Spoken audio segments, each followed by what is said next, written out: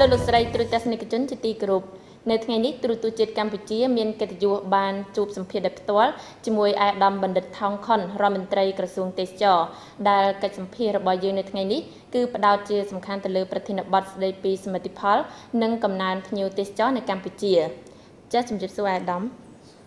ចាសយើងដឹងហើយថាវិស័យទេសចរគឺកំពុងតែដើរតួនាទីសំខាន់សម្រាប់កំណើនសេដ្ឋកិច្ចជាតិដូច្នេះតើនៅឆ្នាំ2012កន្លងមកតើក្រសួងទេសចរបានសម្រេចនៅផែនការយុទ្ធសាស្ត្រអ្វីខ្លះដែរក្នុងការអភិវឌ្ឍវិស័យទេសចរអាដាមឆ្នាំ2012នេះនៅទៅលើចំនួនភ្ញៀវទេសចរយើងទទួលបានភ្ញៀវទេសចរអន្តរជាតិវាគិតទៅលេខដែលយើងទើបសរុបបាន11ខែយើងបាន3លាន2សែនជាងបាទប៉ុន្តែនៅក្នុងខែ12ពេលនេះយើងមិនទាន់បានបូកទេប៉ុន្តែយើងដឹងច្បាស់ថាធម្មតានៅក្នុងចន្លោះខែ10ដល់12ភ្ញៀវទេសចរមិនតិចជាង30ម៉ឺននាក់ក្នុងមួយខែទេអញ្ចឹងគឺលទ្ធភាពរបស់យើងអាចទទួលបានភ្ញៀវ3លាន5សែននាក់បាទក្នុងឆ្នាំ2012នេះក្នុងកំណើន22%បាទជាមួយនឹងភ្ញៀវទេសចរជាតិជាច្រើនលាននាក់ដែលបានដើរកម្សាន្តនៅទូទាំងប្រទេសតាមនឹងយើងក៏សង្កេតឃើញមានការកើនឡើងនៃភ្ញៀវទេសចររបស់ខ្មែរយើងទេសចរខ្មែរយើងដែលទៅលេងនៅក្រៅប្រទេសច្រើនដែរព្រោះវិស័យទេសចរយើងគិតតាំងភ្ញៀវទេសចរចូលហើយហៅថា inbound គិតតាំងភ្ញៀវទេសចរចេញទៅក្រៅហៅថា outbound មួយ bound tourist មួយ outbound tourist មួយទៀតគឺ domestic tourist គឺភ្ញៀវទេសចរក្នុងស្រុកបាទអញ្ចឹងគឺយើងឃើញថាភ្ញៀវទេសចរដែលចេញក្រៅឆ្នាំនេះគឺក៏មានកំណើនជាង 10% ហើយមានចំនួនជាង80ម៉ឺនដែរបាទជាង80ម៉ឺននាក់ហើយយើងគិតថានេះក៏មកពីសេដ្ឋកិច្ចរបស់ជាតិរបស់យើងគឺមានការរីកចម្រើនបាទតាមប្រសាសន៍របស់អេដាមយើងឃើញថាចំនួនភ្ញៀវទេសចរមានការកើនឡើងជារៀងរាល់ឆ្នាំអញ្ចឹងទន្ទឹមនឹងនេះដែរតើក្រសួងទេសចរមានផែនការសកម្មភាពអ្វីខ្លះដែរសម្រាប់ឆ្នាំថ្មីឆ្នាំ2013ដើម្បីឲ្យកំណើនទេសចរមាននិរន្តរភាពអេដាមកន្លងមកយើងបានរៀបចំរួចហើយនៅផែនការយុទ្ធសាស្ត្រក្នុងការវត្តវិស័យទេសចរនេះសម្រាប់ឆ្នាំ2012ដល់ឆ្នាំ2020ហើយផែនការយុទ្ធសាស្ត្រក្នុងការវត្តវិស័យទេសចរចាប់ពីឆ្នាំ2012ឆ្នាំ2020នេះវាក៏ស្របទៅនឹងផែនការយុទ្ធសាស្ត្រវត្តទេសចររបស់អាស៊ានផងដែរបាទតែក្នុងអាស៊ានក៏គេបានលើកតែត្រឹមឆ្នាំ2015ទេបាទចំពោះយើងគឺពីឆ្នាំនេះទៅមុខពិសេសគឺក្នុងឆ្នាំ2013និងឆ្នាំបន្តនេះគឺថាយើងនឹងខិតខំធ្វើយ៉ាងណាបង្កើតឲ្យមាននៅផលិតផលទេសចរថ្មីបាទផលិតផលទេសចរថ្មីដែលមានភាពតាក់ទាញបាទហើយដែលធ្វើយ៉ាងណាគឺដើម្បីបង្កើតឲ្យបានទាំងនៅតំបន់សៀវរីអង្គរទាំងនៅតំបន់ឆ្នេរសមុទ្រទាំងនៅតំបន់អេកូទេសចរបាទរបស់យើងអញ្ចឹងគឺផលិតផលទេសចរថ្មីនេះគឺវាត្រូវពង្រឹងនឹងបង្កើតនៅការគ្រប់គ្រងឲ្យបានល្អនៅអ្វីដែលមានរួចមកហើយបាទនឹងបង្កើត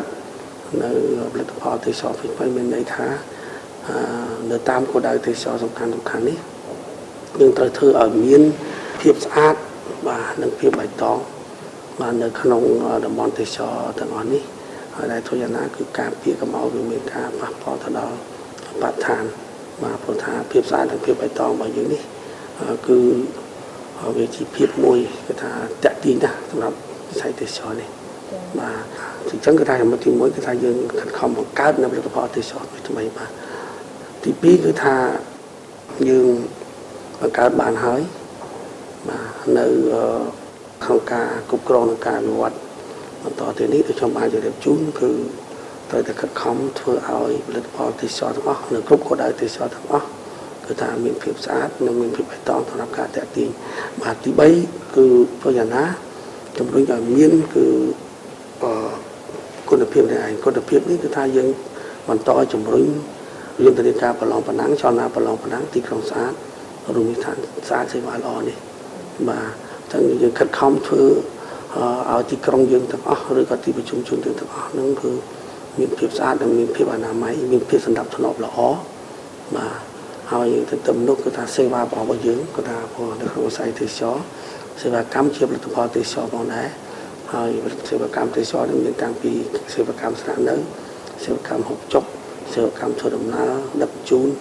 និងសេវាកម្មកំសាន្តផ្សេងៗទៀតឡានគឺគ្រប់សេវាកម្មទាំងអស់គឺជំរុញឲ្យមានគឺថាគុណភាពល្អខាងសេវាកម្មបាទនិងគុណភាពល្អខាងបរិសន្តារកិច្ចបាទនេះជាបញ្ហាសំខាន់ណាស់ហើយចង់ធ្វើឲ្យការងារនេះគឺថាមានប្រសិទ្ធភាពក្នុងការពង្រឹងគុណភាពសេវាកម្មនេះគឺចំណុចសំខាន់គឺពង្រឹងការអនុវត្តច្បាប់វិស័យបបគ្រប់គ្រងរបស់ផ្នែកទេសចរនេះឯងបាទអាហ្នឹងគឺថាយើងបន្តថាការអនុវត្តច្បាប់ទី2គឺជំរុញការបណ្ដុះបណ្ដាលទុនធានមនុស្សបាទព្រោះការបណ្ដុះបណ្ដាលទុនធានមនុស្សផ្នែកជំនាញនេះសំខាន់ណាស់ព្រោះថានៅក្នុងបច្ចុប្បន្ននេះយើងដឹងហើយថាដល់ថ្ងៃនេះវិស័យទេសចរបាននាំមកនៅចំណូលជាច្រើនជូនប្រទេសជាតិគឺថាដល់ទៅប្រហែលជាជាង 10% នៃ GDP បាទនៃផលទុនសរុបរបស់ជាតិប៉ុន្តែទន្ទឹមនឹងវិស័យទេសចរក៏បង្កើតបាននូវការងារជាច្រើនបាទមកដល់ថ្ងៃគឺជាង 35 ម៉ឺននាក់នៅក្នុងវិស័យទេសចរនេះហើយទៅមុខនេះគឺថាយើងមានផែនការទៅដល់ឆ្នាំ 2020 គឺថាវិស័យទេសចរអាចនឹងស្រូបយកនិងបង្កើតបាននៅការងារប្រហែលជា 80 ម៉ឺននាក់ប៉ុន្តែការងារទាំងអស់ត្រូវតែមានជំនាញវិជ្ជាជីវៈច្បាស់លាស់បាទក្នុងឆ្នាំខាងមុខយើងនឹងជំរុញយ៉ាងណាគឺទៅលើផ្នែកនេះដោយសារយើងខិតខំជាមួយបង្កើតជំរុញការបង្កើតសាលាបណ្ដុះបណ្ដាលវិជ្ជាជីវៈជំនាញទេសចរនេះឲ្យបានច្រើនទាំងឯកជនទាំងរបស់ជាតិផងដែរម្យ៉ាងគឺដើម្បីឲ្យស្របទៅនឹងផែនការរបស់អាស៊ានដែលអាស៊ានគឺគេកំណត់ទៅឆ្នាំ 2015 គឺទៅលើជំនាញដំបូងនោះ32មុខជំនាញដើម្បីឲ្យទាំងអស់គ្នានៅក្នុងជំនាញវិស័យទេសចរនេះមានកម្រិតមួយគឺថាក្នុងស្តង់ដារដើម្បីធ្វើ mobility មានន័យថាបំលាស់ទីនៅក្នុងអាស៊ានបាននេះជាចំណុចទី4ចំណុចទី5គឺបញ្ហាតបជាប់ទៅជំរុញការតបជាប់ហៅថា connectivity ការតបជាប់នៅក្នុងអាស៊ានបាទហើយទៅនឹងគឺមិននៅក្នុងអាស៊ានទេគឺមកពីតំបន់អាស៊ីហើយមកពីអឺរ៉ុបអាមេរិកផងដែរការតបជាប់នេះគឺថាតាមផ្លូវអាកាសហើយជំរុញឲ្យមានការហោះហើរជាច្រើនព្រោះឥឡូវនៅក្នុងអាស៊ានរបស់យើងគឺយើងមានការតបជាប់ការហោះហើររួចហើយរវាងប្រទេសនៅក្នុងអាស៊ានទាំង10នេះនៅខ្វះតែ2ប្រទេសទេនៅខ្វះតែពីឥណ្ឌូនេស៊ីនិងប្រ៊ុយណៃបាទអញ្ចឹងយើងជំរុញពីប្រ៊ុយណៃពីឥណ្ឌូនេស៊ីមកកាន់កម្ពុជាឲ្យបានបាទទន្ទឹមនឹងការតបជាប់នៅក្នុងអាស៊ាននេះក៏ត្រូវមានការតបជាប់នៅក្នុងតំបន់អាស៊ានបូក3បាទដូចជាការពីចិនពីកូរ៉េពីជប៉ុនបាទពិសេសពីជប៉ុននេះដែលកន្លងមកមិនទាន់មានការតបជាប់ជើងហោះត្រង់ពីជប៉ុនមកកម្ពុជាទេបាទអញ្ចឹងយើងខិតខំឆ្នាំ2013នេះធ្វើឲ្យមានការហោះពីជប៉ុនមកកម្ពុជាតែនឹងក៏ជំរុញទៅខាងអឺរ៉ុបផងដែរបាទមកពីបារាំងយើងមានហើយក៏ប៉ុន្តែពីអាល្លឺម៉ង់បាទនឹងពីប្រទេសផ្សេងៗនៅអឺរ៉ុបដែលអាចធ្វើទៅបានបាទប៉ុន្តែយើងដឹងថាទីផ្សាររបស់យើងសំខាន់សម្រាប់ទេសចរកម្ពុជាគឺទីផ្សារអាស៊ីប៉ាស៊ីហ្វិកដែលមានសមាមាត្រទៅដល់ 76% ទៅហើយព្រោះថាប្រជាជននៅក្នុងតំបន់អាស៊ីប៉ាស៊ីហ្វិកនេះប្រជាជនដែលស្ថិតនៅក្នុង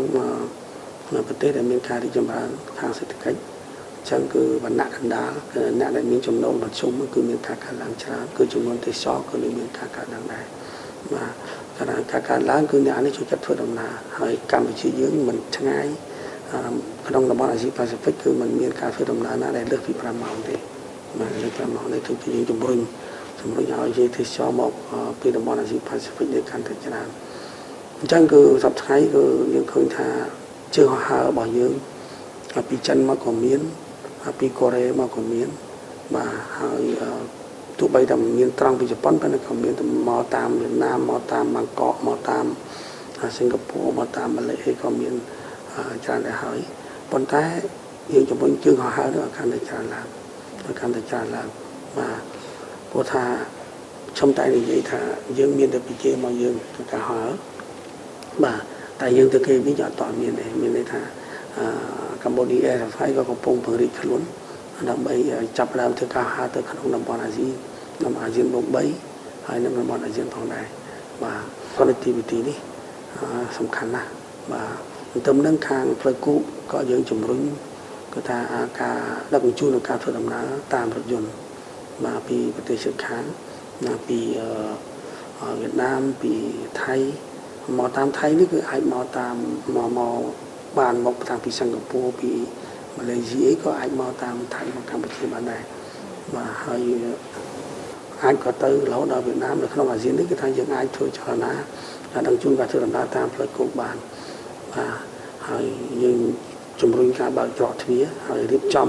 ការសម្រួលធ្វើដំណើរតាមច្រកទ្វារនេះឲ្យកាន់តែល្អប្រសើរឡើងបាទទៅនោះក៏យើងជំរុញការធ្វើដំណើរតាមនាវាទេសចរបាទការធ្វើដំណើរតាមផ្លូវទឹកព្រោះក្នុងឆ្នាំ2013នេះគេបានជួយដំណឹងមកឲ្យអំពីកម្មវិធីនៃនាវាដែលធ្វើដំណើរតាមផ្លូវសមុទ្រមកកាន់កម្ពុជាផងដែរដូច្នេះគ្រប់ការទំនាក់ទំនងតាមផ្លូវទឹកផ្លូវគោកបាទផ្លូវអាកាសហើយទៅអនាគតនឹងមានផ្លូវដៃទៀតបាទអញ្ចឹងការតបជាប់នេះគឺថាការតបជាប់ក្នុងផ្ទៃក្នុងប្រទេសកម្ពុជាយើងផងហើយការតបជាប់ក្នុងតំបន់ផងហើយការតបជាប់តំបន់អាស៊ានបូក3ផងដែរបាទទន្ទឹមនឹងការដឹកជញ្ជូននិងការធ្វើដំណើរនេះក៏ត្រូវនិយាយអំពីការសម្រួលគឺបែបបទធ្វើដំណើរផងដែរបាទព្រោះថានៅក្នុងអាស៊ានយើងនេះគឺទៅថ្ងៃមុខក៏ថាយើងនឹងជំរុញដល់ឆ្នាំ2015នេះអ្នកនៅក្នុងប្រជាជននៅក្នុងអាស៊ានទាំងអស់ធ្វើដំណើរដោយមិនមានវីសាទេបាទដែលមិនមានវីសាទេបាទអញ្ចឹងថ្ងៃនេះគឺថាមានប្រទេសច្រើនដែលអត់ដែលជាមួយយើងដែលធ្វើអត់មានវីសានៅសល់តែធ្វើដំណើរអត់មានវីសាប៉ុន្តែនៅសល់តែប្រទេសភូមាដែលទើបតែគេបានឲ្យវីសាគេបានឲ្យលើកលែងវីសាចំពោះតែមន្ត្រីរាជការទេប៉ុន្តែទន្ទឹមនឹងក៏យើងកំពុងតែខិតខំគឺថាជំរុញឲ្យមានការធ្វើដំណើររបស់ប្រទេសទី3មកក្នុងអាស៊ានបាទដោយយកកថាវីសាតែពីប្រទេសតែមួយគេហៅថា ASEAN Single Visa បាទ ASEAN Single Visa នេះគឺយើងនឹងដើរទៅដល់គោលដៅនេះប៉ុន្តែចំពោះមុខតាមផែនការរបស់អាស៊ាននេះគឺធ្វើក្នុងប្រទេស5សិតគេហៅថា ACMEC Single Visa បាទ Single Visa ACMEC Single Visa មានប្រទេស5នេះមានតែយើងថៃឡាវវៀតណាមនិងភូមាប៉ុន្តែក្នុង5ប្រទេសនេះគឺថាយើងធ្វើសាកល្បងជាមួយថៃសិនបាទដែលយើងបានបើកពីថ្ងៃទី1នេះមកហើយបាទគឺថាប្រទេសទី3យើងអត់និយាយប្រជាជននៅក្នុងអាស៊ានទេប្រទេសទី3មានន័យថាទេសចរអន្តរជាតិមកពីប្រទេសមួយចំនួនដែលយើងបានកំណត់នៅក្នុងគោលការណ៍របស់យើងនេះគឺថាអាចយកទៅតការនៅអគ្គកុងស៊ុលរបស់ថៃដែលនៅជិតបំផុតហើយអាចមកកម្ពុជាបានទន្ទឹមនោះគឺថាភ្ញៀវទេសចរដែលប្រទេសទី3ដែលមានដំណើរឋាននៅជិតអគ្គកុងស៊ុលកម្ពុជាដែលជិតបំផុតអាចយកវីសាពីអគ្គកុងស៊ុលកម្ពុជាហើយអាចធ្វើដំណើរមកកាន់កម្ពុជានិងថៃបានបញ្ហាទី6គឺយើងនឹងខិតខំធ្វើយ៉ាងណាគឺសហការជាមួយផ្នែកពាក់ព័ន្ធទាំងអស់ដើម្បីអភិវឌ្ឍគឺហេដ្ឋារចនាសម្ព័ន្ធដូច្នេះយើងនឹងសហការជាមួយស្ថាប័នពាក់ព័ន្ធក្នុងការរៀបចំហេដ្ឋារចនាសម្ព័ន្ធនេះបាទទាំងផ្លូវថ្នល់កំពង់ផែអាកាសយានដ្ឋានហើយទន្ទឹមនឹងក៏យើងនិយាយអំពីការគ្រប់គ្រងទឹកស្អាតការគ្រប់គ្រងពីសនីទៅតំបន់នោះហើយនឹងយើងនឹងនិយាយអំពីបញ្ហាគ្រប់គ្រងកាកសំណល់និងកាកសំណល់នៅទីនោះបាទនេះជាបញ្ហាមួយសំខាន់ណាស់ដែលចាំបាច់ត្រូវសហការជាមួយនឹងស្ថាប័នពាក់ព័ន្ធដើម្បីបន្តធ្វើកិច្ចការនេះដែលកន្លងមកស្ថាប័នពាក់ព័ន្ធលោកតែងបានជួយដល់ការអភិវឌ្ឍវិស័យទេសចរនេះយ៉ាងច្រើនចុងក្រោយគឺការងារឃោសនាផ្សព្វផ្សាយយើងមានរបស់ល្អហើយតែយើងមិនឲ្យគេដឹងណាថារបស់នោះវាល្អពិតអាហ្នឹងក៏យើងមិនអាចតាក់ទាញព្យាបាលទេបាទអញ្ចឹងការឃោសនាផ្សព្វផ្សាយវាត្រូវធ្វើយ៉ាងសកម្មដោយមានយុទ្ធសាស្ត្រច្បាស់លាស់ដោយគឺតម្រង់ទៅទីផ្សារសំខាន់គ្រប់រូបមធ្យោបាយបាទមធ្យោបាយយើងថាយើងមានប្រព័ន្ធឃោសនាគ្រប់ទូទស្សន៍យើងទាំងទូទស្សន៍ជាតិទាំងទូទស្សន៍ផ្សេងៗទៀតគ្រប់ការផ្សព្វផ្សាយទាំងអស់គឺត្រូវបានមើលឃើញទាំងក្នុងប្រទេសទាំងក្រៅប្រទេសបាទហើយទន្ទឹមនោះគឺថាយើងនឹងពង្រីកគឺថា website របស់យើងឲ្យកាន់តែល្អឡើងព្រោះ ភៀវសប្តាហ៍ថ្ងៃគឺគេមកតាមហៅថា website នេះតាមការមកតាមប្រព័ន្ធការឆែកមើលឃើញ website នេះច្រើនបាទច្រើនព្រោះកន្លែងខ្លះគឺក្នុងប្រទេសយើងអត់តាន់ដឹងផងខាងក្រៅជាដឹងមុនបាទដូចជានៅកោះសង្សារគេធ្វើស្អាតកោះសង្សារគឺប្រកបជាស្អាតជាងតថៃទៀតផែនការយុទ្ធសាស្ត្ររបស់យើងនៅក្នុងដៃរបស់យើងបាទហើយយើងនឹងគោរពអនុវត្តទៅតាមផែនការយុទ្ធសាស្ត្រនេះដែលសម្ដេចតេជោរដ្ឋមន្ត្រីបានលោកបានអនុម័តហើយលោកបានទស្សន៍ត្រៃនៅឆ្ងល់ណែនាំមកដល់វិស័យទេសចររបស់យើងបាទតើអាយដាមអាចជម្រាបជូនបានទេថាតើនៅក្នុងប្រទេសកម្ពុជាយើងតំបន់ណាមួយដែលមានភ្ញៀវទេសចរជាតិនិងអន្តរជាតិចូលចិត្តទៅកម្សាន្តច្រើនជាងគេអាយដាមនៅក្នុងកម្ពុជាយើងនេះគោលដៅទេសចរដែលចម្បងបាទហើយធំជាងគេនេះគឺតំបន់សៀមរាបអង្គរបាទជាតំបន់ទេសចរវប្បធម៌ប្រវត្តិសាស្ត្របាទដ៏ធំហើយដែលភ្ញៀវទៅទីនោះគឺជិត 60% នៃភ្ញៀវដែលមកកម្សាន្តនៅទូទាំងប្រទេសយើងបាទនៅឆ្នាំនេះគឺភ្ញៀវទៅក្នុងចំនួនភ្ញៀវទេសចរ 3 លាន 5 សែននាក់នេះយើងឃើញថាភ្ញៀវទេសចរដែលទៅលេងនៅសៀមរាបនេះបើយើងតាមលេខដែលយើងបានទទួលក្នុងឆ្នាំ2012បាទ2012គ្រាន់តែ11ខែទេ11ខែនេះគឺ1.8 លានហើយបាទ1.8 លានហ្នឹងគឺសមាមាត្រ 57% នៃភ្ញៀវទេសចរសរុបមិនមែនកើន 57% ទេមានអ្នកខ្លះថាកើន 57% មែនទេចំណែករបស់វាដែលភ្ញៀវទេសចរក្នុង3 លាន 5 សែននាក់ឥឡូវនេះក្នុង11ខែសៀមរាបបាន1.8 លានប៉ុន្តែក្នុង12ខែពេញមួយឆ្នាំនេះសៀមរាបcũngបាន2 លានហើយជាង2 លានអ្នកក្នុងចំណោមទេសចរដែល3 លាន 5 សែនអ្នកទៅសៀមរាបជាង2 លានហើយបាទពីប៉ុណ្ណឹងចឹងចំណែកវា 57% ហៅ share របស់វាគឺ 57% នៃចំនួនសរុបប៉ុន្តែអា chain របស់វាអាការកើនឡើងរបស់វាកើន20%ជាង 20% ដែរតំបន់ទី2គឺតំបន់ភ្នំពេញនេះដែលជារាជធានីនេះព្រោះយើងឃើញថាភ្នំពេញសប្តាហ៍ថ្ងៃគឺកាន់តែល្អស្អាតភ្នំពេញកាន់តែស្អាតភ្នំពេញកាន់តែមានភាពបៃតងភ្នំពេញកាន់តែមានសណ្ដាប់ធ្នាប់ល្អបាទហើយអញ្ចឹងគឺថាភាពទាំងអស់នេះគឺថាបានជំរុញដល់ការផ្សព្វផ្សាយហើយធ្វើឲ្យទេសចរគេមានការគឺថាចាប់អារម្មណ៍ច្រើនបាទអំពីអ្វីដែលយើងបាននៅកំពុងធ្វើនេះអញ្ចឹងភ្នំពេញគឺក្នុង11ខែនេះភ្នំពេញក៏បានជាង1.3 លានហើយបាទយើងអាចគិតថាភ្នំពេញអាចនឹងបាន1.5 លានបាទ1.5 លាននៅក្នុងភ្នំពេញកងកំណើននៅភ្នំពេញជិត 20% ដែរហើយងាកទៅតំបន់ឆ្នេរសមុទ្រវិញចាប់តាំងដែលពីយើងបានប្រកាសឆ្នេរសមុទ្ររបស់យើងជាសមាជិកក្លឹបឆ្នេរដែលស្អាតបំផុតលើសកលលោកហើយយើងប្រសិទ្ធនាមថាជាតារារះនេតិនិដីបាទគឺហើយយើងបានធ្វើបន់សមុទ្រគឺជាទេសចរគេចាប់អារម្មណ៍ណាស់បាទចាប់អារម្មណ៍ថាឆ្នេរសមុទ្ររបស់យើងពិតជាស្អាតមែនគឺថានៅតែការខិតខំប្រឹងប្រែងក្នុងការគ្រប់គ្រងអភិវឌ្ឍឲ្យបានល្អថែមទៀតបាទនេះជាចំណុចធំណាស់ដែលយើងត្រូវប្រឹងក្នុងការអភិវឌ្ឍនៅតំបន់ទាំង3នេះហើយនឹងមួយទៀតគឺតំបន់អេកូទេសចររបស់យើងបាទអេកូទេសចររបស់យើងទាំងភូមិភាគនិដីទាំងភូមិភាគឦសានទាំងតំបន់ទន្លេសាបបាទប៉ុន្តែច្រើនជាងគេវាទេសចរច្រើនជាងគេគឺសៀមរាបតមកភ្នំពេញតមកតំបន់ឆ្នេរហើយតំបន់អេកូទេសចរកំពុងតែស្ថិតនៅក្នុងនិន្នាការការឡើងដែលក្នុងការទស្សន៍ទាយរបស់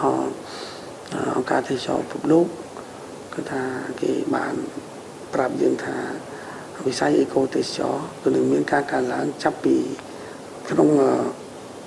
សតវត្សទី21នេះគឺវិស័យអេកូទេសចរនឹងកើនឡើង 20% បាទមកនឹងកើន 20% នៅពេលដែលទេសចរវប្បធម៌កើនតែក្នុងកម្រិតប្រហែលជា 7% ទេបាទវិស័យទេសចរធម្មជាតិនឹងកើននៅក្នុងកម្រិត 20% ដូចលេខដែលបានប្រាប់យើងនេះវាបានចង្អុលបង្ហាញឲ្យយើងក្នុងការដាក់ផែនការយុទ្ធសាស្ត្រឲ្យបានត្រឹមត្រូវបាទអញ្ចឹងយើងប្រឹងរៀបចំនៅតំបន់អង្គរនេះដោយសហការជាមួយនឹងអាជ្ញាធរអប្សរា UNESCO និងអង្គការនិងដៃគូពាក់ព័ន្ធទាំងអស់ព្រោះថាយើងដឹកហើយនៅតំបន់អង្គរនេះគឺសប្តាហ៍ភ្ញៀវ 7,000 មួយថ្ងៃបាទ 7,000 មួយថ្ងៃហើយតើប្រាសាទរបស់យើងទៅអនាគតអាចទ្រាំទ្រនឹងអាចស្រូបយកភ្ញៀវបានកម្រិតណាអញ្ចឹងដល់ឆ្នាំ 2020 យើងឃើញថាយ៉ាងតិចក្នុងមួយថ្ងៃមានភ្ញៀវទេសចរដែលដើរឡើងលើប្រាសាទនីមួយៗប្រហែល ជា10000នាក់បាទនឹងមិនcònបន្តគិតទេសចរក្នុងស្រុកទេទេសចរអន្តរជាតិទៅលេងនៅអង្គរនឹង2លានទេសចរស្រុកក៏2លានដែរបាទ2លានដែរមិនតិចទេបាទអញ្ចឹងគឺតើការគ្រប់គ្រងប្រាសាទនេះយ៉ាងណាអញ្ចឹងអាជ្ញាធរអប្សរាមានកិច្ចសហការ UNESCO ហើយនឹងអង្គការដៃគូប្រទេសដៃគូសំខាន់កំពុងតែរៀបចំការងារនេះហើយក្រសួងទេសចរយើងក៏បានចូលរួមក្នុងការងារដែរបាទគឺថាយើងបំបែកភ្ញៀវនៅតំបន់នេះហើយទៅតំបន់ផ្សេងទៀតដូចជាទៅខាងប្រាសាទព្រះវិហារបាទប្រាសាទព្រះវិហារសប្តាហ៍ថ្ងៃក៏មានការកើនឡើងច្រើនដែរប៉ុន្តែប្រាសាទព្រះវិហាររបស់យើងក៏ជាតំបន់ទេសចរប្រវត្តិសាស្ត្រហើយជាបេតិកភណ្ឌភូមិលោកទី2ថ្មីរបស់យើងសប្តាហ៍ថ្ងៃក៏មានការតាក់ទាញដែរគ្រាន់តែឆ្នាំ2012នេះខណៈ11ខែនេះភ្ញៀវទេសចរអន្តរជាតិទៅលេងនៅប្រាសាទព្រះវិហារហ្នឹងជិត20000នាក់ហើយប៉ុន្តែគិតថាកំណើន 80% កំណើន 80% ហើយទេសចរជាតិគឺជិតកន្លះលាននាក់ទេសចរជាតិ430,000នាក់ក្នុងកំណើន 49% ហ្នឹង11ខែបាទ12ខែនេះគឺថាច្បាស់ជាជិត20000នាក់បាទចំពោះទេសចរអន្តរជាតិហើយទេសចរជាតិគឺក៏នឹងកើនឡើងក្នុងនេះខ្ញុំក៏សូមរំលឹកចុងក្រោយបន្តិចដែរអំពីបញ្ហាតំបន់អេកូទេសចរនេះដោយសារវាតាក់ទងទៅនឹងតំបន់សត្វផ្សោតបាទតំបន់សត្វផ្សោតទន្លេមេគង្គនេះក៏ជាតំបន់មួយដែលគឺថាតាក់ទាញសំខាន់ដែរនៅទីនោះព្រោះថាសត្វផ្សោតជាប្រភេទសត្វមួយដែលជិតផុតពូជហើយនៅសកលលោកទាំងមូលនេះគឺថានៅក្នុងតំបន់យើងនៅសល់តែប្រទេសយើងទេបាទហើយសប្តាហ៍នេះយើងមានគណៈកម្មការអភិរក្សអភិវឌ្ឍតំបន់ទេសចរសត្វផ្សោតនេះមួយបាទអញ្ចឹងការអភិរក្សសត្វផ្សោតនេះសំខាន់ណាស់ប៉ុន្តែធ្វើម៉េចឲ្យការអភិរក្សវាដំណើរបានល្អតើការអភិរក្សវាបម្រើឲ្យការអភិវឌ្ឍហើយក្នុងគណៈដែលការអភិវឌ្ឍនឹងវាបម្រើឲ្យវិធានដល់ការអភិរក្សដែរបាទមានន័យថាចង់ឲ្យផ្សោតនៅគង់វង្សបានបាទតតែធ្វើយ៉ាងណាឲ្យប្រជាជនទៅទីនោះឲ្យចូលរួមក្នុងការអភិរក្សសត្វផ្សោតនេះបាទព្រោះនៅទីនោះគឺកន្លងមកសត្វផ្សោតដែលស្លាប់កន្លងមកគឺតាមរយៈមនុស្សដោយសារមនុស្សបានទៅនេសាទត្រីនៅទីនោះបាទដល់ផ្សោតវាជាប់អ្នកនេសាទត្រីក៏ដាក់មងវាជាប់ត្រីផ្សោតទៅស៊ីត្រីវាជាប់ផ្សោតឥឡូវធ្វើបំបែមុខរបររបស់ប្រជាជននៅទីនោះមិនឲ្យទៅនេសាទត្រីទេតែទើបនឹងការអភិរក្សផ្នែកជំនាញគឺវិស័យទេសចរត្រូវខិតខំអភិវឌ្ឍសហគមន៍ទេសចរនៅតាមតំបន់ជុំវិញតំបន់នេះហើយកន្លងមកគឺមានសហការមួយអង្គការទេសចរពិភពលោកគេបានជួយយើងធ្វើការងារដោយជោគជ័យហើយគេមាន website មួយគេដាក់ Mekong Discovery Trail បាទអញ្ចឹងហើយបានជាខ្ញុំនិយាយបញ្ហាដោយសារវាតាក់ទងនឹងតំបន់សត្វផ្សោតប៉ុន្តែសំខាន់បំផុតអ្វីខ្ញុំចង់និយាយគឺតាក់ទងនឹងបុណ្យទន្លេបាទ River Festival បុណ្យទន្លេនេះគឺរដ្ឋាភិបាលបានអនុញ្ញាតឲ្យយើងរៀបចំបុណ្យទន្លេហើយបាទព្រោះថាសក្តានុពលនៃទេសចរនៃទន្លេមេគង្គនេះអាចតាក់ទាញទេសចរបានច្រើនណាស់បាទប៉ុន្តែការធ្វើបុណ្យនីមួយៗវាត្រូវតែសិក្សាឲ្យបានច្បាស់លាស់គឺដើម្បីគោលដៅទី1ថែរក្សាជីវៈចម្រុះនិងសម្បត្តិធម្មជាតិនៅទីនោះបានល្អទី2ដើម្បីតាក់ទាញទេសចរដូច្នេះត្រូវគិតថាធ្វើយ៉ាងណាឆ្លងតាមរយៈការធ្វើបុណ្យនេះហើយលើកកម្ពស់បានការយល់ដឹងនៃការថែរក្សានៅជីវៈចម្រុះនៅទីនោះឆ្លងតាមរយៈការបុណ្យនេះលើកកម្ពស់នៅគុណភាពសេវាទេសចរនៅទីនោះដែរបាទអញ្ចឹងថារដ្ឋាភិបាលលោកបានស្បែកតេជោលោកបានសម្រេចជាគោលការណ៍ឲ្យក្រសួងទេសចររៀបចំបុណ្យទន្លេហើយប៉ុន្តែយើងសហការជាមួយនឹងអាជ្ញាធរនិងស្ថាប័នពាក់ព័ន្ធទាំងអស់ដើម្បីរៀបចំបុណ្យទន្លេឲ្យបានល្អនៅឆ្នាំ2013នេះឬក៏អាចតែឆ្នាំ2013នេះគឺថាយើងនឹងធ្វើនៅខែណាថាយើងជួនដំណឹងទៅពេលក្រោយដំណឹងនៅឯខាងភូមិភាគឦសាននោះមួយដែរគឺក៏យើងឃើញអំពីនិន្នាការមួយបើសិនជាយើងរៀបចំបានល្អក៏វាអាចតាក់ទាញទេសចរបានដែរគឺថាយើងនឹងរៀបចំធ្វើបុណ្យដំរីបាទបុណ្យដំរីបាទដំរីនេះបញ្ហាដំរីនេះមានបញ្ហាច្រើនដែលយើងនឹងសិក្សាជាមួយស្ថាប័នពាក់ព័ន្ធថែមទៀតដើម្បីធ្វើយ៉ាងណាថែរក្សាដំរីហើយធ្វើឲ្យប្រជាជនយើងមានដំរីប្រើប្រាស់ក្នុងការតាក់ទាញទេសចរបានល្អផងដែរទៅខាងអនាគត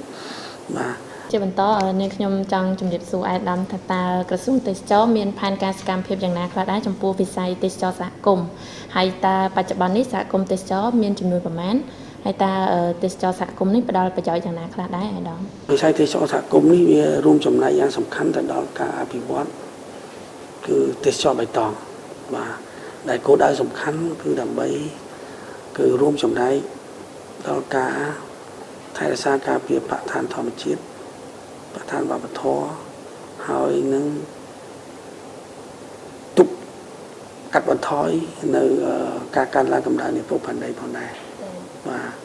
ថានេះបានជាយើងនិយាយទៅទេសចរសហគមន៍ប៉ុន្តែនិយាយយើងថាវាទប់បាននៅការកើននៅកម្ដៅនៃភពផែនដីណាព្រោះចេះព្រោះថាខ្ញុំបាននិយាយរួចហើយពីកណ្ដាលមិញនេះបាទព្រោះ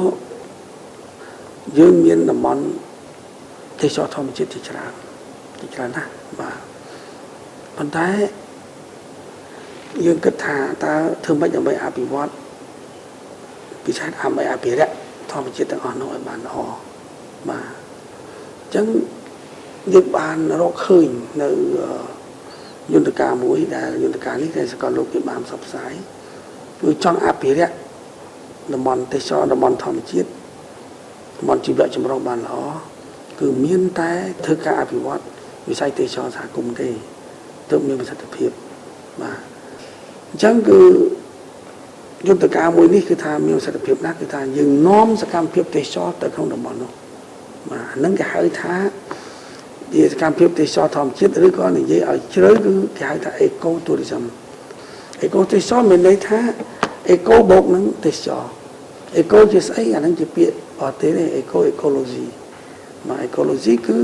ជាតំបន់ដែលមានជីវៈចម្រុះជាប្រព័ន្ធជីវៈចម្រុះមានន័យថាស្អីទៅជីវៈចម្រុះហ្នឹងការតាក់ទងជាមួយធម្មជាតិនិងមនុស្សការតាក់ទងធម្មជាតិនិងធម្មជាតិណាសូម្បីតែព្រៃឈើវល្លតាវល្លនិងសត្វទូចក្នុងព្រៃជីវៈចម្រុះក្នុងទឹកក៏មានការពាក់ព័ន្ធនេះដែរបាទអញ្ចឹងគឺចង់ថែរក្សាប្រព័ន្ធជីវៈចម្រុះនេះបានណាតើតែនាំសកម្មភាពទេសចរទៅទីនោះប៉ុន្តែទេសចរនេះជាទេសចរប្រកបដោយការអប់រំបាទការយល់ដឹងច្បាស់ណាទៅទីនោះគឺមិនបំផ្លាញធម្មជាតិទេ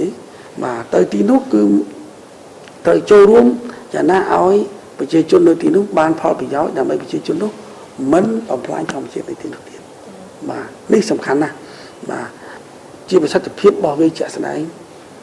ចំថ្ងៃយើងមានជាង40សហគមន៍សហគមន៍អេកូទេសចរសហគមន៍ទេសចរធម្មជាតិនេះបាទយើងមានជាង40ហើយតាំងពីកាលបងមានតែសហគមន៍ទេសចរមួយទេដែលមិនទទួលជោគជ័យមានតែមួយគត់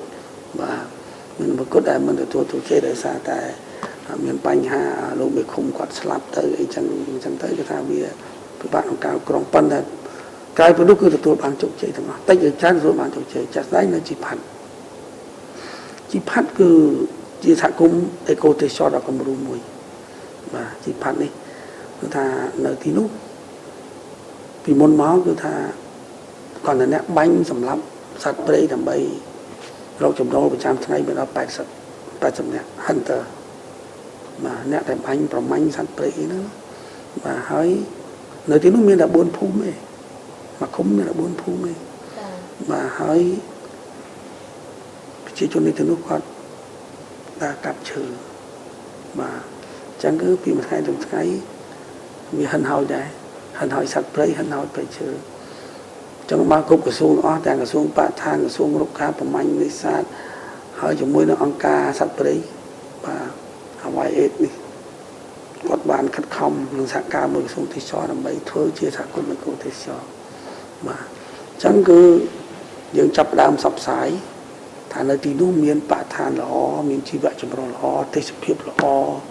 បាទអញ្ចឹងគេយល់បាទគេយល់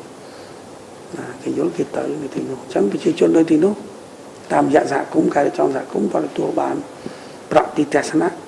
ប្រាក់ដឹកជញ្ជូនតាមទេសចរតាមម៉ូតូឌុបរបស់គាត់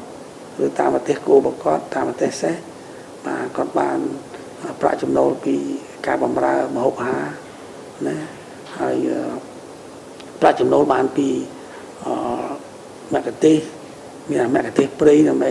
លីឆ្នាំងលីចានទៅដាំបាយឲ្យទេសចរចឹងហើយនៅក្នុងវិស័យទេសចរសហគមន៍នេះគេត្រូវការឲ្យមានរូបមន្ត មួយជាក់លាក់ដែលគេបានផ្សព្វផ្សាយនៅទូទាំងពិភពលោកហើយរូបមន្តនេះគឺថាយើងគេបានផ្សព្វផ្សាយពីមុនតែយើងយកមកពិនិត្យវិจัยជាក់លាក់ជាមួយនឹងជាសហគមន៍យើងនៅជីផាននេះគឺបានត្រូវអន្តរជាតិគេគ្រប់គ្រងឲ្យគេពង្រីកការបពិសោធន៍នឹងទៀតគឺតាមរូបមន្តគឺ4ផ្នែកទី1គឺត្រូវមានការចូលរួមពីផ្នែកសាធារណៈគឺពីរដ្ឋជួយធ្វើអីរដ្ឋអាចជួយធ្វើផ្លូវរដ្ឋជួយចេញច្បាប់សម្រាប់ការពារសហគមន៍បាទរដ្ឋអភិវឌ្ឍឯកការសម្ព័ន្ធមួយចំនួនឲ្យទៅដល់ទីនោះព្រោះថាសហគមន៍នៅព្រៃជ្រៅនោះបើអត់មានក្រសួងអភិវឌ្ឍជនបទអត់មានក្រសួងកសិកម្មអត់មានក្រសួងពាក់ព័ន្ធជួយធ្វើផ្លូវទៅក៏អត់មានទៅដល់ដែរបាទហើយជួយធ្វើច្បាប់ដើម្បីគ្រប់គ្រងសហគមន៍សហគមន៍កំពុងតែធ្វើស្រាប់តែមានអ្នកណាទៅបំផ្លាញពីលើទេសហគមន៍បានអីរស់បាទអញ្ចឹងគឺអាហ្នឹងខាងផ្នែករដ្ឋបាទហើយរដ្ឋនិយាយថាសាធារណៈទី2គឺផ្នែកអភិទី2ហ្នឹងផ្នែកដៃគូអភិវឌ្ឍបាទដៃគូអភិវឌ្ឍដូចជាអង្គការសត្វព្រៃអង្គការជីវៈចម្រុះអីផ្សេងហ្នឹងគឺគេអាចជួយបង្រៀនបណ្ដុះបណ្ដាលយើងណាផ្សេងពីការយល់ដឹងអំពីបរិស្ថានពីព្រោះថាកន្លែងខ្លះហើយយើងផ្លូវរដ្ឋយើងក៏មិនគ្រប់គ្រាន់ដែរបាទផ្នែកទី3ផ្នែកឯកជនបើយើងធ្វើទីនោះបានល្អហើយឯកជនគេអត់ចូលរួមមួយយើងតែយើងបានណាឃោសនាឲ្យទេសចរទៅបាទឲ្យទេសចរទៅហើយបានណាទៅធ្វើជាអេកូឡតទីផ្ទះសំណាក់នៅទីនោះណាពួកប្រជាជននៅទីនោះជំខានគាត់អត់មានលុយធ្វើទេគាត់មានតែទស្សនៈទេទស្សនៈជា home stay បាទប៉ុន្តែផ្ទះសំណាក់មកទៅព្រោះថាទេសចរទីនោះជំខានគាត់តំណាងនៅទស្សនៈរបស់ប្រជាជនជំខានគាត់ចង់ដេកនៅផ្ទះសំណាក់ដែលល្អដែរអេកូឡតគឺថាគេធ្វើស្អាតណាស់ធ្វើពីអាស័យធ្វើពីស្លឹកឈើប៉ាន់ចូលទៅក្នុងហ្នឹងគឺស្អាតមែនតើបន្ទប់ទឹកបន្ទប់អីអាទស្សនៈគឺគាត់ទៅស្នាក់ជាមួយប្រជាជនតែប្រជាជនរៀបទៅមើលនៅទីផាត់ហ្នឹងប្រជាជនគាត់រៀបចំផ្ទះគាត់បាទមានគាត់មានពីបន្ទប់អានេះគាត់ប្តីប្រពន្ធគាត់កូនចៅគាត់នៅកណ្ដោះទៅអាបន្ទប់យកខាងមុខហ្នឹងគាត់ទុកឲ្យទេសចរសម្រាប់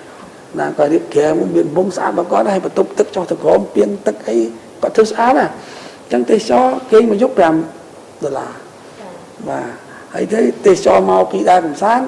បើថាគេចង់ញ៉ាំបាយគាត់ធ្វើបាយឲ្យគេញ៉ាំហើយញ៉ាំបាយអង្គុយញ៉ាំបាយជាមួយគ្រួសារហ្នឹងទៅ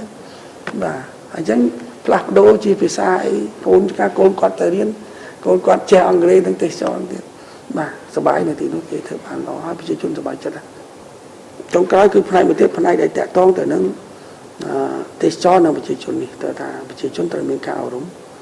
ត្រូវតែខិតខំថែរក្សាបរិស្ថានធម្មជាតិទាំងអស់នេះបាទថែរក្សាវត្តពន្ធនៅជីផាត់ហ្នឹងមិនមែនមានតែធម្មជាតិទេមានកន្លែងវត្តសាស្ត្រមឈូសបុរាណតាំងពីប្រហែល100ឆ្នាំមុនក៏មានដែរបាទតាំងពីកឡពីងនៅច្រើនណានៅមឈូសនៅតាមកំផែងភ្នំបាទអញ្ចឹងគឺប្រជាជនគឺយល់ដឹងហើយប្រមប្រាច់ថែរក្សាមិត្តផលទាំងអស់នេះផលិតផលអស់នេះដើម្បីទុកឲ្យទេសចរហ្នឹងគឺគំរូនៅជីផាត់ហើយមួយចំណែកទៀតក៏យើងធ្វើនៅព្រៃកោងកាងសហការមួយបរិស្ថាននៅព្រៃកោងកាងខាងកោះកុងនេះបាទបានល្អហើយតាមរយៈដែលសហគមន៍នៅទីនោះគេរៀបចំគ្រប់គ្រងដើម្បីថែរក្សាព្រៃនៅទីនោះបានល្អបាទហើយនៅខាងភូមិភាគឦសានក៏យើងធ្វើបានច្រើនដូចខ្ញុំនិយាយមិញនៅខាងសត្វផ្សោតមកសត្វផ្សោតសហគមន៍4សហគមន៍នៅជុំវិញតំបន់សត្វផ្សោតនេះធ្វើបានល្អជោគជ័យសិទ្ធិការពារបានគោលដៅធំគឺការពារបានសម្បត្តិធម្មជាតិបាទពិសេសគឺបរិស្ថានហើយនឹងលើកកម្ពស់ជីវភាពរស់នៅរបស់ប្រជាជនកាត់បន្ថយពីក្រីក្រវិស័យសហគមន៍គឺធំណាស់បាទ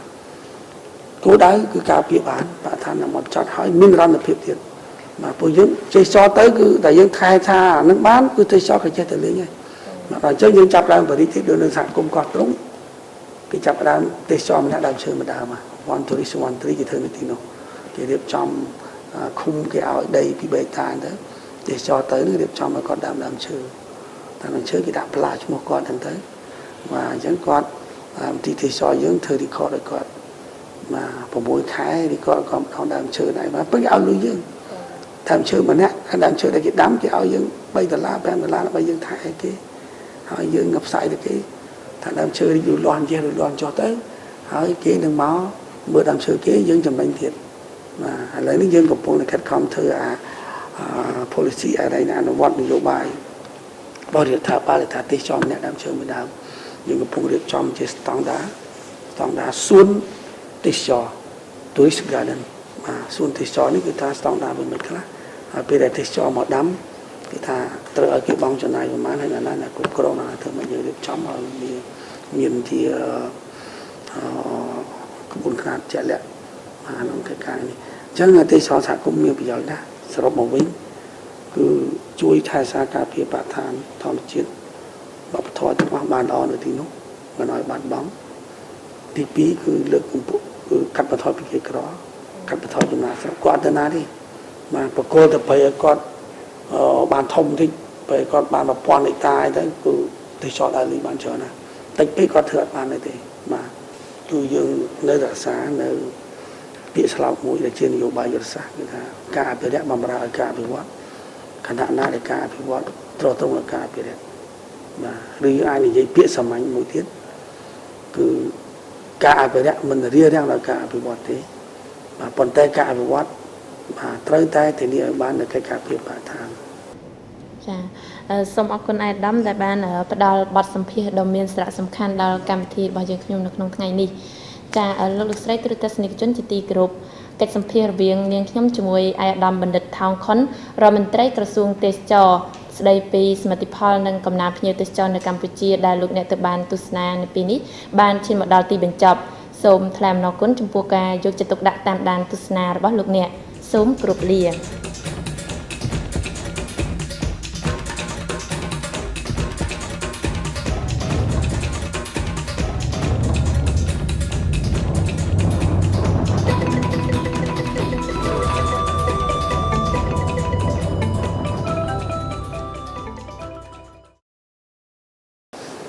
ពេលមករាគឺជាមេដាទី2ណាមេដាទី2របស់យើងទាំងអស់គ្នាហើយយើងដឹងថាអ្វីដែលមានមកដល់ថ្ងៃនេះគឺដោយសារថ្ងៃ7មករាក្រោយថ្ងៃ7មករាពេលនោះខ្ញុំបានមកព្រំពេញនៅក្នុងខេត្តកំពែងតាម79ព្រំពេញអត់មានអីទេបាទព្រំពេញគឺគេហៅថាជាទីក្រុងដែលត្រូវបំផ្លាញទឹកទីទាំងអស់គ្មានទឹកគ្មានភ្លើងទេបាទហើយពិសេសទៅទៀតដោយសម្រាប់ចូលលោកតែងរំលឹកគឺលោកបានជួបតែមនុស្ស70នាក់ទេបាទមនុស្ស70នាក់នេះនៅដំបងនោះបាទតែក្រោយមកគឺយើងបានជាមួយនឹងការរៀបចំក្រសួងស្ថាប័នឡើងវិញដំបងយើងក៏បានធ្វើការបើកសាលាបណ្ដុះបណ្ដាលការសាលានយោបាយជាតិនៅដំបងក្នុងឆ្នាំវគ្គទី1នៅឆ្នាំ1979ក្នុងខែមីនាហើយកន្លងមកក៏បានបើកវគ្គជាបន្តទៀតហើយក៏បានរៀបចំប្រមូលបញ្ញវន្តនិស្សិតទាំងអស់ដែលនៅសេសសល់ពីការកាប់សម្លាប់ដើម្បីមករួមរស់ក្នុងការកសាងប្រទេសជាតិវិញបាទក៏ប៉ុន្តែយើងដឹងថាសង្គ្រាមនៅតែបន្តចឹងដៃម្ខាងគឺត្រូវភោគដាច់ការពារកុំឲ្យពលពតត្រឡប់មកវិញបាទដៃម្ខាងទៀតគឺការកសាងប្រទេសជាតិពីបាដៃទៅទេចឹងយើងឃើញថាការលំបាកបណ្ដាយើងខិតខំធ្វើតាំងពីគេហុំព័ទ្ធសេដ្ឋកិច្ចតាំងពីហុំព័ទ្ធនយោបាយយើងបាទឥឡូវនេះគឺថារហូតដល់យើងបានក្លាយទៅជាសមាជិកគឺថានៃអាស៊ានបាទហើយយើងបានធ្វើជាប្រធានអាស៊ានប្រូវេនហើយមហាអំណាចទាំងអស់ណាបានមកប្រជុំនៅគឺថាប្រទេសយើងបាទនេះគឺជាផ្នែកនយោបាយធំបំផុតបាទដែលយើងត្រូវមើលឲ្យឃើញនេះជាសច្ចធម៌នៃប្រវត្តិសាស្ត្របាទប្រវត្តិសាស្ត្រមនុស្សដែលបង្កើតឡើងមិនមែនទេវតាឬព្រះវិស្ណុឬអាទិទេពឡើងបង្កើតទេហើយអំពីសេដ្ឋកិច្ចយើងឃើញការរីកចម្រើនសេដ្ឋកិច្ចបាទមកភ្នំពេញមកដល់ថ្ងៃនេះយើងឃើញហើយបាទភ្នំពេញតាំងពីដំបូងមាន70នាក់ឥឡូវភ្នំពេញមានប្រជាជនរស់នៅ7.2 លាននាក់ហើយបាទបើរាប់ទាំងអ្នកដែលចេញចូលមកជាង2 លាននាក់បាទហើយភ្នំពេញមានរថយន្តជាង30ម៉ឺនណា30ម៉ឺនរថយន្តភ្នំពេញមានម៉ូតូជាង1 លានណាភ្នំពេញមានភ្លើងស្អាតមានផ្លូវស្លោស្អាតភ្នំពេញមានអាគារខ្ពស់ខ្ពស់ភ្នំពេញមានស្ពានអាកាសណាហើយភ្នំពេញមានទឹកមានភ្លើងគេថាมันសម្រាប់តែសบายសម្រាប់ជំនាន់ យកមិនទេថាសម្រាប់កូនចៅហើយជំនាន់ក្រោយដែលជាក្តីសង្ឃឹមសម្រាប់គឺអនាគតរបស់កូនក្មួយទេតាមរយៈដែលយើងបានខិតខំធ្វើការអភិវឌ្ឍកន្លងមកនេះ